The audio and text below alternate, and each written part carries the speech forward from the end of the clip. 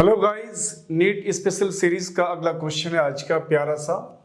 What is the magnitude of magnetic force per unit length on a wire carrying a current of 8 ampere and making an angle of 30 degree with the direction of the uniform magnetic field of 0.15 tesla. कहता है कि एक magnetic field है जिसका value है, magnitude है 0.5 Tesla, और एक करंट कैरिंग कंडक्टर है जो उस मैग्नेटिक फील्ड के साथ 30 डिग्री के एंगल पर वो इंक्लाइन है, वो कंडक्टर, वो वायर, और उसमें करंट फ्लो करता है 8 एम्पियर। तो बच्चों पहले यहाँ पे हम लोग इसका थोड़ा सा कॉन्सेप्ट को जान लेते हैं कि ये जो हमारा क्वेश्चन है, ये क्वेश्चन किस यूनिट से है, कहाँ से है और इसके पीछे इसका कॉन्सेप्ट क्या है, थोड़ी सी उसकी जानकारी आपको होनी चाहिए। तो मैं थोड़ा सा इसका आपको कॉन्सेप्ट दे दूं। इसमें कह रहा है कि मान लो कोई एक मैग्नेटिक कोई एक कंडक्टर है, मान लिया लेट अस सपोज कोई एक कंडक्टर है जिसमें कोई वायर है जिसमें करंट इधर की तरफ फ्लो हो रहा है आई, और ये कंडक्टर या ये वायर एक मैग्नेटिक फील्ड में है और वो मैग्नेटिक फील्ड के साथ 30 का एंगल बनाता है। मान लो ये मैग्नेटिक फील्ड का डायरेक्शन है और उसके साथ वो 30 का एंगल बनाता है। तो इस तरह का ये सिचुएशन बता रहा है, यानी कोई कंडक्टर जिसमें करंट फ्लो हो और किसी मैग्नेटिक फील्ड के अंदर वो स्थित हो और उसके साथ वो मैग्नेटिक फील्ड के डायरेक्शन के साथ अगर वो 30 का एंगल बनाता हो, तो इस कंडक्टर पर, इस वायर पर जो एक फोर्स लगता है, वो फोर्स को हम लोग लिखते हैं BIL sine theta, BIL, BIL sine theta. ये शॉर्टकट में याद रखने का तरीका है, force equal to BIL sine theta. तो अब यहाँ पे बिल साइन थीटा ये टोटल फोर्स हुआ, कितना सेक्शन पे लग रहा है, मान लो इतने सेक्शन पे इसका फोर्स लग रहा है और इस सेक्शन की लंबाई मान लो हमने L ले लिया। तो इस सेक्शन में, इस काट में, इस लेंथ में कंडक्टर का जो फोर्स है वो बिल साइन थीटा है। अब ये फोर्स अगर है तो इसमें डायरेक्शन की भी बात करते हैं बच्चों। तो डायरेक्शन की जब बात करेंगे तो हम लोग वेक्टर फॉर्म में इसको दिखाते हैं। तो एफ वेक्टर के फॉर्म में अगर दिखाएंगे तो ये जो वैल्यू होता है बच्चों, ये होता है करंट, चूंकि उसको बाहर कर लेते हैं, स्केलर क्वांटिटी है, और ये L क्रॉस B, इस तरह से उसका formula L cross B, I L cross B। यहाँ पे करंट को अगर हम कंडक्टर के किसी सेक्शन से, किसी काट से, किसी लेंथ से मल्टीप्लाई कर दें और उसका डायरेक्शन की अगर बात करें तो ये एक तरह से हमारा करंट एलिमेंट वेक्टर कहलाता है। इसका नाम है करंट एलिमेंट वेक्टर। अब ये सिर्फ एक लेंथ नहीं है कंडक्टर का, ये एक लेंथ के साथ साथ इसमें एक डायरेक्शन भी आ जाता है। तो इस छोटे से लेंथ की अगर बात कर लें और इसको हमको वेक्टर बनाना हो, करंट एलिमेंट वेक्टर बनाना हो, तो करंट के डायरेक्शन में जो उसका फ्लो है, करंट जिधर की तरफ फ्लो कर रहा है, उस डायरेक्शन में इस लेंथ को मिला करके तो इसका नाम हो जाता है करंट एलिमेंट वेक्टर, जिसका डायरेक्शन वही होता है। चूंकि जब वेक्टर की बात होगी तो डायरेक्शन की बात होगी, उसका डायरेक्शन वही है जो करंट की तरफ उसका डायरेक्शन होता है। तो इससे हम लोग इसको मल्टीप्लाई कर देते हैं। तो रही बात फोर्स, अगर इस कंडक्टर पे या इस सेक्शन पे या इस लेंथ पे अगर लग रहा है तो इसका डायरेक्शन किधर की तरफ होगा। क्योंकि यहाँ हमें देखना पड़ेगा, ये क्रॉस प्रोडक्ट है। जब दो वेक्टर के बीच में हम लोग क्रॉस प्रोडक्ट की बात करते हैं इस तरह से, जैसे कोई वेक्टर A है और कोई एक वेक्टर B है और दोनों के बीच का एंगल थीटा है, तो जब हमें A क्रॉस B करना पड़ता है इस तरह से, A क्रॉस B, तो A क्रॉस B का जो डायरेक्शन होता है, यानी क्रॉस प्रोडक्ट के बाद जो डायरेक्शन होता है, इसको बोलते हैं प्री फैक्टर, इसको बोलते हैं पोस्ट फैक्टर। तो हम लोग राइट हैंड का 4 फिंगर लेते हैं और उसको प्री फैक्टर में इस तरह से रखते हैं कि इसको अगर कर्ल किया जाए तो पोस्ट फैक्टर, यानी जैसे B की तरफ इशारा करें। इसी तरह से अगर हम L का डायरेक्शन इधर की तरफ लेते हैं, करंट की तरफ, और ये मैग्नेटिक फील्ड है, तो प्री फैक्टर हमारा ये करंट एलिमेंट हो जाएगा L। तो इस पे हम 4 फिंगर रख करके कर्ल करेंगे तो ये मैग्नेटिक फील्ड की तरफ वो बेंड होगा, तो थंब का जो डायरेक्शन है वो हमारे फोर्स का डायरेक्शन होगा। तो इस तरह से हमको डायरेक्शन कभी निकालना हमको आ जाना चाहिए। ये दो चीज हमने आपको कंसेप्चुअली दे दिया। अब इस फॉर्मूला का हम लोग यूज करते हैं और यूज करके हम लोग यहाँ पे जो सॉल्यूशन है हमारा, यहाँ पे हम लोग आराम से इसको सॉल्व कर लेंगे। तो सबसे पहले बच्चों हम लोग इस क्वेश्चन में जो डाटा है उस डाटा को पहले निकाल लेते हैं। What is the magnitude of magnetic force per unit length, यानी मैग्नेटिक फोर्स जो निकलेगा, मैग्नेटिक फोर्स जो निकालना है वो पर यूनिट लेंथ निकालना है, यानी magnetic force per unit length ये निकालना है हमें। पहला क्वेश्चन डिमांड तो यही क्वेश्चन का, पर unit length on a wire carrying a current. Current कितना कैरी कर रहा है बच्चों, ये करंट कैरी कर रहा है 8 ampere and making angle 30 degree. Theta का वैल्यू यहाँ बच्चों 30 डिग्री है, इसको भी हमने बैठा दिया। With direction of the uniform magnetic field, magnetic field का वैल्यू भी मेंशन किया हुआ है यहाँ पे 0.15 टेस्ला। ये सभी हमारा एसआई यूनिट में दिया हुआ है। अब सीधे हम लोग यहाँ पे चूंकि फोर्स की जब बात करते हैं, force on current carrying conductor, यानी धारा प्रवाह जो चालक है वो अगर मैग्नेटिक फील्ड के अंदर है तो उस पर एक फोर्स लगता है और फोर्स का वैल्यू हम लोग याद रखते हैं BIL sine theta. BIL sine theta as a whole force का मैग्नीट्यूड ये है। चूंकि हमें फोर्स पर यूनिट लेंथ निकालना है तो इस लेंथ को इधर कर लेते हैं, तो ये हो जाएगा F/L, तो ये हो जाएगा BI साइन थीटा। अब यहाँ पे हमारे पास जो वैल्यू है उसको हम सब्स्टिट्यूट कर लेते हैं, तो ये 0.15 है बच्चों, और करंट का वैल्यू ऑलरेडी यहाँ दिया हुआ है 8 एम्पियर, तो हमने इसको 8 कर दिया, और साइन 30 डिग्री, चूंकि यहाँ एंगल 30 डिग्री है तो यहाँ थीटा 30 डिग्री करोगे तो साइन 30 डिग्री 1/2 हो जाता है, तो यहाँ से इसको मल्टीप्लाई कर दो, 4 आ गया, तो ये हो गया आपको 15 से मल्टीप्लाई कर दो तो ये जाएगा 15 4 जा 60, ये हो गया 60, लेकिन 2 डिजिट के बाद डेसिमल हो जाएगा, यहाँ पे डेसिमल आ गया, तो यानी 0.6 न्यूटन पर मीटर। चूंकि फोर्स पर यूनिट लेंथ है तो फोर्स का तो न्यूटन हो गया और लेंथ का मीटर हो गया, ये आप आंसर हो गया। तो अब इसको आराम से पॉज करके लिखो बच्चों। नेक्स्ट क्वेश्चन है 3.0 centimetre wire carrying a current of 10 ampere is placed inside a solenoid perpendicular to its axis. The magnetic field inside the solenoid is given to be 0.27 Tesla. What is the magnetic force on the wire? देखो बच्चों यहाँ पे देखो थोड़ा सा कभी कभी होता है कि क्वेश्चंस में कुछ लैंग्वेज स्टूडेंट को कंफ्यूज करने के लिए देता है, तो हमें इस क्वेश्चंस के कंफ्यूजन में नहीं जाना है। हमें ये देखना है कि एक सोलेनॉइड है और उस सोलेनॉइड के अंदर में 3 सेंटीमीटर का एक वायर है, 3 सेंटीमीटर का एक वायर है और सोलेनॉइड के अंदर है, और उसके जो एक्सिस है सोलेनॉइड का उस एक्सिस के परपेंडिकुलर है। तो थोड़ा सा इसको हम लोग समझने की कोशिश करते हैं। मान लिया कि एक सोलेनॉइड है हमारा, ये सोलेनॉइड है। अब इस सोलेनॉइड है, इसमें करंट फ्लो करता है। सोलेनॉइड में करंट की बात इसमें नहीं किया है, वो डायरेक्ट लिख दिया कि सोलेनॉइड है, उसके अंदर एक मैग्नेटिक फील्ड है। तो अगर मैग्नेटिक फील्ड ऑलरेडी यहाँ मेंशन किया हुआ है तो हमें कुछ करने की जरूरत नहीं है, और अगर मैग्नेटिक फील्ड मेंशन नहीं किया हुआ रहता तो सोलेनॉइड के अंदर जो मैग्नेटिक फील्ड होता है वो μ0 Ni होता है, जहाँ n का वैल्यू जो होता है वो number of turns per unit length, यानी पर यूनिट लेंथ में नंबर ऑफ टर्न्स कितने फेरे डाले गए हैं, लपेट कितना गया है और करंट कितना जा रहा है उस सोलेनॉइड में। तो चूंकि ये हमें करने की जरूरत नहीं है, कह रहा है ऑलरेडी इसके अंदर मैग्नेटिक फील्ड है, तो मैग्नेटिक फील्ड है तो मान लो कि मैग्नेटिक फील्ड का ये उसका डायरेक्शन है। अब इसके अंदर में एक 3 सेंटीमीटर का वायर है जो इसके एक्सिस, मैग्नेटिक फील्ड का डायरेक्शन को उसका एक्सिस भी कहते हैं, उसके एक्सिस के परपेंडिकुलर है, यानी इस तरह से 3 सेंटीमीटर का वायर है जो इसके साथ 90 का एंगल बनाता है, यानी परपेंडिकुलर है। तो कह रहा है कि इस वायर में करंट फ्लो करता है 10 एम्पियर का।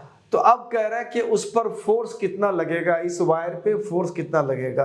तो अब ये क्वेश्चंस को देखने के बाद हमें ये बिल्कुल पता ही चल रहा है कि एक कोई मैग्नेटिक फील्ड है और इस मैग्नेटिक फील्ड में एक करंट कैरिंग कंडक्टर है जिसमें करंट फ्लो करता है, और उसके साथ ये एंगल जो है 90 डिग्री का है, यानी यहाँ पे जो फोर्स हमें लगेगा किसी भी मैग्नेटिक फील्ड के अंदर कोई भी कंडक्टर जिसमें करंट फ्लो करता है अगर वो रखा हो तो उस पर लगने वाला फोर्स हमारे पास एक ही फॉर्मूला होता है, बिल साइन थीटा। यानी हमें यहाँ बिल साइन थीटा ही यहाँ यूज करना है। तो यहाँ पे फोर्स कितना लगेगा वायर पे, तो ये लगेगा बिल साइन थीटा, यानी BIL साइन थीटा। बी क्या है, तो बी मैग्नेटिक फील्ड का वैल्यू दिया हुआ है 0.27 टेस्ला, तो ये 0.27 टेस्ला है। और करंट जिस कंडक्टर में फ्लो कर रहा है वो 10 एम्पियर का करंट है, तो ये 10 एम्पियर का करंट हो गया। और लेंथ, इस वायर का लेंथ 3 सेंटीमीटर है, तो 3 सेंटी बोले तो 10⁻⁻²। और उसके बाद साइन यहाँ थीटा 90 डिग्री है, तो साइन 90 का वैल्यू 1 आ जाता है बच्चों। तो अब इसको हमें सॉल्व कर लेना है। अब कुछ रहा नहीं यहाँ पे 27, यहाँ पे हम कर सकते हैं कि यहाँ 10 को यहाँ से अगर हम नहीं लेते हैं, 10 को अगर हटा देते हैं तो यहाँ 27 को 3 से मल्टीप्लाई कर देंगे, 81 हो जाएगा। तो ये 81 हो गया, 27 3 जा 81। और ये 2 के बाद डेसिमल है, तो यानी यहाँ पे डेसिमल आ गया। और यहाँ रह गया 10 पावर 1 अंडरस्टूड है, और यहाँ 10 का पावर -2 है। तो और ज़्यादा कुछ करना है तो इस 10 से इसको अगर मल्टीप्लाई कर दें बच्चों तो डेसिमल यहाँ आ जाएगा, 8 के बाद डेसिमल आ जाएगा। तो 8.1 इंटू 10 पावर -2, चूँकि फोर्स है इसलिए यहाँ पे SI में उसका यूनिट न्यूटन हो गया। लिख लो आराम से बच्चों। नेक्स्ट क्वेश्चन है हमारा, 2 long and parallel straight wires A and B carrying currents of 8.0 ampere and 5.0 ampere in the same direction are separated by a distance of 4 centimeter. Estimate the force on 10 centimeter section of the wire A. देखो बच्चों, यहाँ पे दो wire है जो आपस में parallel है और दोनों वायर में करंट फ्लो कर रहा है, दोनों वायर्स के बीच का डिस्टेंस दिया हुआ है। तो थोड़ा सा आपको इसके पीछे का जो कॉन्सेप्ट है, आइडिया है, थियोरी है, उसको थोड़ी सी आपको जानकारी होनी चाहिए। तो मैं आपको थोड़ा सा इसका जानकारी दे दूं कि इसके पीछे का कॉन्सेप्ट क्या है।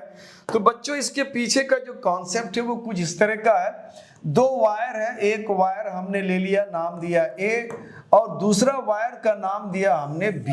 ये हमारा वायर B है, दोनों स्ट्रेट है, 2 लॉन्ग, बहुत लंबा है, लंबाई का मेजरमेंट दिया नहीं है, लेकिन पैरेलल है और स्ट्रेट है और पैरेलल है। और दोनों के बीच का डिस्टेंस मेंशन किया हुआ है, दोनों के बीच का जो डिस्टेंस है वो डिस्टेंस है 4 सेंटीमीटर। तो दोनों के बीच का डिस्टेंस है 4 सेंटीमीटर, और दोनों में करंट फ्लो कर रहा है एक ही डायरेक्शन में। तो मान लो इसमें करंट I1 फ्लो कर रहा है और इसमें करंट I2 फ्लो कर रहा है, और दोनों के बीच का डिस्टेंस यहाँ समथिंग R दिया हुआ है, D या R कुछ भी आप ले सकते हो। तो अब इन दोनों के बीच जो लगने वाला फोर्स का जो फॉर्मूला होता है, ये दोनों के बीच लगने वाला जो फोर्स का फॉर्मूला होता है वो होता है force per unit length. Force per unit length formula कहते हैं, और ये फोर्स पर यूनिट लेंथ का फॉर्मूला होता है μ0 upon 4 pi twice of I1 I2 upon distance, यानी दोनों के बीच का डिस्टेंस। ये फॉर्मूला है। तो ये कॉन्सेप्ट आपने पढ़ा होगा तो बहुत अच्छी बात है, नहीं पढ़ा है तो आप इसको बढ़िया से पहले लिख लो बच्चों। लिख लिया बच्चों? जब फोर्स की बात आती है तो थोड़ा सा एक कॉन्सेप्ट आपको और क्लियर होना चाहिए कि ये फोर्स क्यों लगता है और किसके वजह से लगता है और फोर्स का डायरेक्शन क्या है, ये भी आपको जानकारी होनी चाहिए। तो देखो बच्चों, जब मान लिया कि इस कंडक्टर में करंट I1 फ्लो कर रहा है, मान लो कि अभी ये कंडक्टर नहीं है, तो जब इस पे करंट फ्लो करता है, देखो करंट का डायरेक्शन क्या, अपवर्ड है। तो करंट के डायरेक्शन में हम राइट हैंड के थंब को रखते हैं इस तरह से, और 4 फिंगर को इस तरह से कर्ल करते हैं। तो जब कर्ल करेंगे तो ये डायरेक्शन हमारे मैग्नेटिक फील्ड का होगा, यानी मैग्नेटिक फील्ड के इसके चारों तरफ जो बनता है वो डायरेक्शन इस तरह से होगा। तो अब अगर इधर की तरफ करंट जा रहा है तो इसके कारण जो मैग्नेटिक फील्ड बनेगा वो मैग्नेटिक फील्ड इसके चारों तरफ बनेगा, इस तरह से आएगा, और इस तरह से मैग्नेटिक फील्ड बनते हुए घूमते हुए फिर ऐसे बाहर निकलता है। तो ये मैग्नेटिक फील्ड इस तरह से बनेगा, और इस मैग्नेटिक फील्ड में एक दूसरा कंडक्टर है जिसमें करंट I2 फ्लो करता है। तो उस कंडक्टर पे जो फोर्स लगेगा वो फोर्स का डायरेक्शन क्या होगा, इसके कारण जो मैग्नेटिक फील्ड बना, मान लो V1, अब उस कंडक्टर में फोर्स लगेगा तो उस पर फोर्स का जो वैल्यू होगा वो हम लोग निकालते हैं बिल साइन थीटा से। यानी कोई एक मैग्नेटिक फील्ड है, इसके कारण एक मैग्नेटिक फील्ड है और उसका डायरेक्शन क्या इनवर्ड है। ऐसे अगर करंट जा रहा है तो मैग्नेटिक फील्ड जो बनेगा यहाँ तो इनवर्ड होगा, फिर ऐसे घूम करके बाहर आएगा, इस जगह आउटवर्ड होगा, इधर की तरफ इनवर्ड होगा। मैग्नेटिक फील्ड का ये डायरेक्शन है और करंट इधर की तरफ फ्लो कर रहा है और करंट फ्लो कर रहा है इसमें I2। तो इसमें जो फोर्स लगता है बच्चों वो फॉर्मूला आता है हमारा bill sine theta. BIL sine theta एक फॉर्मूला लगता है। तो यहाँ पे बिल साइन थीटा में अगर आप देखोगे कि साइन थीटा, थीटा का वैल्यू क्या है, यहाँ पे 90 डिग्री हो जाएगा। कैसे 90 डिग्री होगा? चूंकि मैग्नेटिक फील्ड का डायरेक्शन यहाँ पे इनवर्ड होगा और करंट इधर जा रहा है तो ये इनवर्ड और दोनों के बीच के एंगल का 90 डिग्री हो जाएगा। तो इस तरह से ये साइन 90 देंगे तो ये फोर्स लगेगा। अब रही बात फोर्स का डायरेक्शन, तो फोर्स के डायरेक्शन के लिए हम लोग क्या करते हैं, करंट के डायरेक्शन में, यानी अभी हमने कहा कि अगर इधर की तरफ करंट फ्लो कर रहा है और मैग्नेटिक फील्ड इधर की तरफ है और इसके तरफ अगर हमने करंट एलिमेंट वेक्टर लेते हैं IL, तो अब जो इस पर लगने वाले फोर्स का डायरेक्शन होता है वो IL के तरफ डायरेक्शन लेते हैं हम लोग 4 फिंगर्स का और उसको बेंड कर दे इधर की तरफ, तो ये मैग्नेटिक फील्ड होता है। यानी करंट के डायरेक्शन में आपको राइट हैंड का 4 फिंगर रखना है, जिस कंडक्टर पर फोर्स लगता है इधर हमने रखा और मैग्नेटिक फील्ड चूंकि डायरेक्शन अंदर की तरफ है तो ऐसे बेंड करेंगे अंदर, तो थंब इधर की तरफ है, यानी इस पर लगने वाला फोर्स जो होगा वो इधर की तरफ होगा। इसी तरह से अगर हम इसकी बात करें कि इसमें करंट फ्लो कर रहा है और इसके अभी भूल जाओ कि इधर कोई कंडक्टर भी है, तो अगर इसमें करंट फ्लो करता है तो इसके कारण भी मैग्नेटिक फील्ड बनेगा। अब इसके कारण मैग्नेटिक फील्ड कैसा बनेगा बच्चों, तो राइट हैंड का थंब रख दो डायरेक्शन ऑफ करंट में और 4 फिंगर को ऐसे कट करो, कर करके ऐसे बाहर निकालोगे तो ऐसे मैग्नेटिक फील्ड यहाँ पे बाहर निकलता है। इसके कारण मैग्नेटिक फील्ड जो होगा वो आउटवर्ड होगा। अब ये आउटवर्ड में मैग्नेटिक फील्ड है, आउटवर्ड, और करंट इधर की तरफ जा रहा है, तो इस पर लगने वाला फोर्स क्या होगा, तो फोर्स के लिए हम लोग क्या करेंगे, 4 फिंगर की किस में रखते हैं, करंट के डायरेक्शन में रखते हैं और उसको बेंड इस तरह से करेंगे कि वो किधर की तरफ हो, मैग्नेटिक फील्ड की तरफ हो। तो मैग्नेटिक फील्ड उसका इनवर्ड है, मैग्नेटिक फील्ड आउटवर्ड है, तो ऑब्वियसली 4 फिंगर ऐसे रखोगे तब ना बेंड होगा आउटवर्ड की तरफ। तो अभी यहाँ थंब का इशारा किधर करता है, इधर की तरफ, तो इसका मतलब है इस पर करंट के द्वारा जो फोर्स लगेगा इसमें इधर की तरफ लगेगा।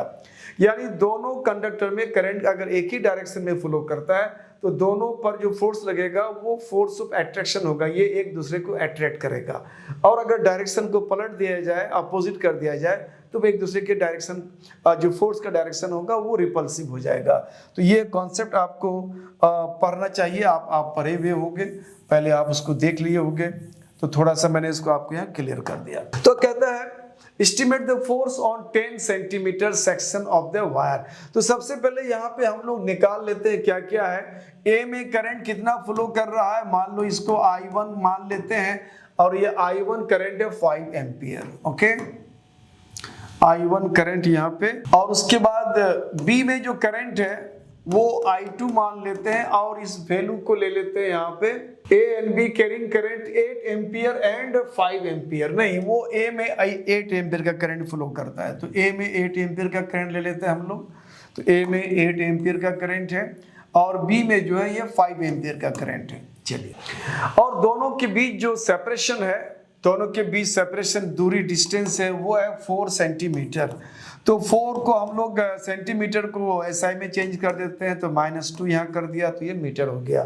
अब हम लोग करेंगे क्या, डायरेक्ट हम लोग फॉर्मूला यूज कर लेते हैं। तो फोर्स पर यूनिट लेंथ, ये फॉर्मूला होता है फोर्स पर यूनिट लेंथ का होता है μ0 upon 4 pi twice of I1 I2 upon distance, 2I1 I2 upon distance that is R। अब अगर हम कहेंगे कि सम लेंथ पे, कितने लेंथ पे, तो कह रहे हैं कि 10 सेंटीमीटर, 10 सेंटीमीटर लेंथ पे कितना फोर्स लगेगा, तो ये फोर्स इक्वल टू हो जाएगा यहाँ पे μ0 upon 4 pi twice of I1 I2 upon distance into यहाँ पे L हो जाएगा। अब ये सारे वैल्यूज को हम लोग यहाँ पे सब्स्टिट्यूट कर देंगे।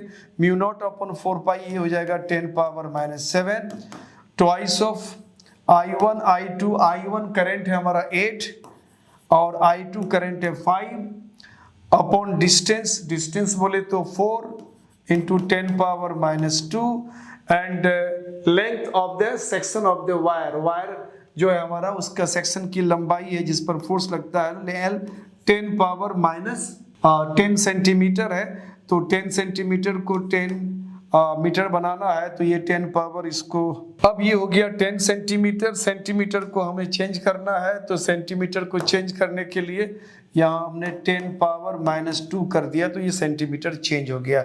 अब हमें इसको चेंज सॉर्ट आउट करना है, तो इसको यहाँ से हमने कैंसिल करा और 4 को यहाँ से मल्टीप्लाई कैंसिल करा, 4 2 जा 8, तो ये हो जाएगा 2 2 जा 4 और 4 5 जा 20, तो यहाँ पे टोटल वैल्यू हो जाएगा यहाँ पे 5 4 जा 20, ये 20 हो गया इंटू 10 पावर यहाँ पे -7 है और यहाँ 10 पावर 1 अंडरस्टूड है, तो 1 और -7 को ऐड करोगे तो -6 हो जाएगा। और इसको ऑर्डर ऑफ मैग्नीट्यूड में साइंटिफिक मेथड में रखना है, तो हमें क्या करना, डेसिमल यहाँ देना है, यहाँ डेसिमल यहाँ देंगे तो वैल्यू हमने घटाया, इसका मतलब हमें पावर यहाँ बढ़ाना होगा, -6 में +1 बढ़ाना होगा, तो -6 में +1 करोगे तो -5 हो जाएगा।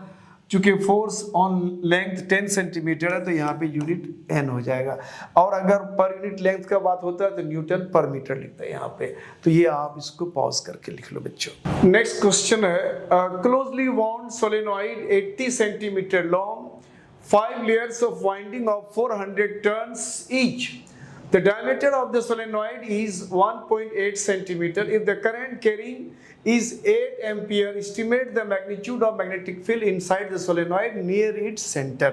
देखो बच्चों यहाँ पे कह रहा है कि सोलेनॉइड है, उस सोलेनॉइड में नंबर ऑफ टर्न्स जो है वो कितना है, तो 5 लेयर है, मतलब नंबर ऑफ टर्न्स लपेटा गया, उसके ऊपर फिर नंबर ऑफ टर्न्स लपेटा गया, इस तरह से 5 लेयर है और हर लेयर में 400 टर्न्स है, तो टोटल नंबर ऑफ टर्न्स, जैसे मान लिया जाए ये एक हमारा कॉइल है जिसको सोलेनॉइड कहते हैं हम लोग, इस सोलेनॉइड पे एक टर्न लपेटा गया, फिर दूसरा इसमें लपेटा गया, इस तरह से टोटल नंबर ऑफ टर्न्स जो लपेटा गया है 5 लेयर है, इसमें एक लेयर हो गया तो 5 लेयर है, 5 लेयर और एक लेयर में 400 हो गया, तो टोटल नंबर ऑफ टर्न्स हो जाएगा 2000 नंबर ऑफ टर्न्स, इतने टर्न्स इसके अंदर है, टोटल नंबर ऑफ टर्न्स हो गया 2000।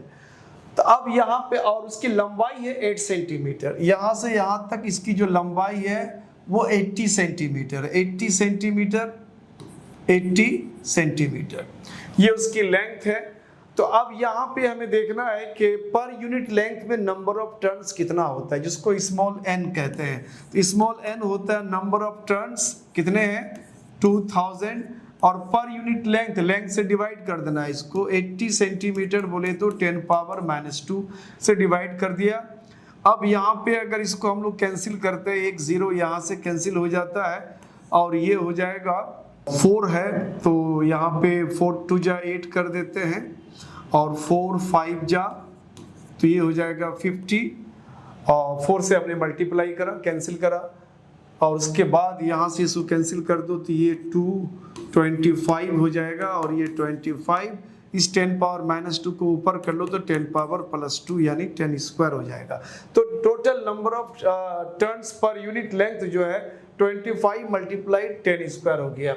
अब कह रहा है कि मैग्नेटिक फील्ड जो इसके इनसाइड में होगा, अंदर में होगा, तो बच्चों मैग्नेटिक फील्ड जो होता है ना इसके अंदर में, तो मैग्नेटिक फील्ड का जो वैल्यू होता है इसके सेंटर में मैक्सिमम होता है, और सेंटर में जो मैक्सिमम वैल्यू होता है उसको हम लोग μ0 Ni कहते हैं, μ0 Ni ये सेंटर में मैक्सिमम होता है, और थोड़ा सा जब एंड्स में जाते हैं तो ये वैल्यू कम पड़ जाता है।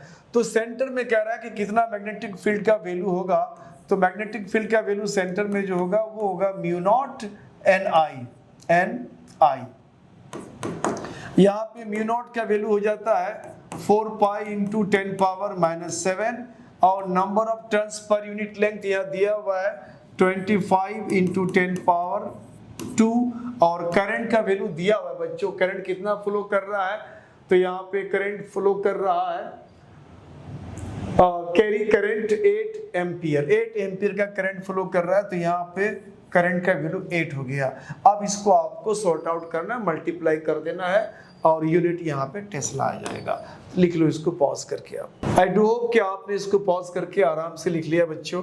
तो इस तरह से आज का हमारा क्लास यहाँ पे एंड होता है। इस सीरीज में आपको अभी और चलेगा मैग्नेटिक इफेक्ट ऑफ करंट, फिर इस पे जो भी आपको सिलेक्टिव और बहुत ही कंसेप्चुअल और बहुत ही ऐसे क्वेश्चन जो आपको जानना चाहिए कहाँ से कौन चीज़ आता है, ये सारी कॉन्सेप्ट्स आपको थ्योरी एंड आइडियाज़ के साथ मैं जब भी कोई न्यूमेरिक्स आपको सॉल्व करूंगा बच्चों, तो उसके पीछे बैकग्राउंड में उसका थ्योरी क्या है वो मैं पहले आपको क्लियर कर दूंगा, जिससे आपका जहन साफ हो जाए, आप आसानी से समझ सकें।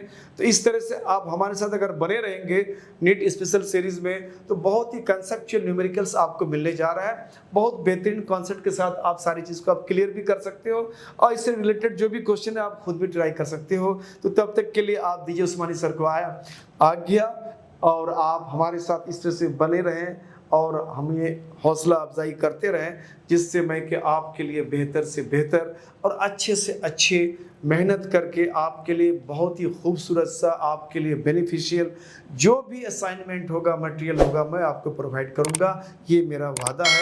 Thank you for watching my channel. तब तक के लिए उस्मानी सर को दीजिए